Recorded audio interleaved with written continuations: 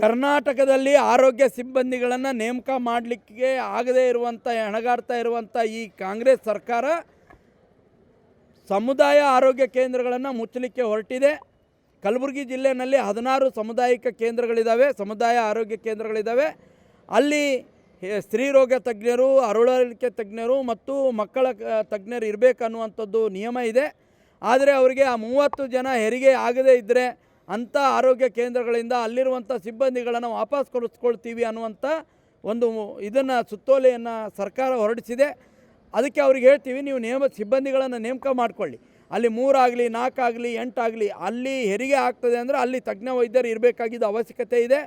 ಅಲ್ಲೇನು 30 ಅನ್ನುವಂಥ ನಿಯಮ ಇದೆ, ಅದನ್ನು ಸರಳೀಕರಣ ಮಾಡಿ ಇಲ್ಲಿರುವಂಥ ಎಲ್ಲ ಏನು 16 ಸಮುದಾಯ ಆರೋಗ್ಯ ಕೇಂದ್ರಗಳನ್ನು ಹಾಗೆ ಉಳಿಸ್ಕೊಳ್ಬೇಕು. ಅಲ್ಲಿರುವಂಥ ಸಿಬ್ಬಂದಿಗಳನ್ನು ಯಾವುದೇ ಕಾರಣಕ್ಕೂ ವರ್ಗಾವಣೆ ಮಾಡಬಾರ್ದು. ಒಂದು ವೇಳೆ ವರ್ಗಾವಣೆ ಮಾಡಿದರೆ ಉಗ್ರವಾದ ಹೋರಾಟವನ್ನು ಮಾಡ್ತೀವಿ, ಇದೊಂದು ಆರೋಗ್ಯ ಹಬ್ಬ ಮಾಡ್ತೀವಿ ಅನ್ನುವಂಥ ಶರಣಪ್ರಕಾಶ್ ಪಾಟೀಲ್ರೇ ಮೊದಲು ಇಲ್ಲಿರುವಂಥ ಸಮುದಾಯ ಆರೋಗ್ಯ ಕೇಂದ್ರಗಳು, ಪ್ರಾಥಮಿಕ ಆರೋಗ್ಯ ಕೇಂದ್ರಗಳು ಅದನ್ನು ಉಳಿಸ್ಕೊಳ್ಳುವಂಥ ಕೆಲಸ ಮಾಡಬೇಕು ಅಂತೇಳಿ ನಾನು ಆಗ್ರಹ ಮಾಡ್ತೀನಿ.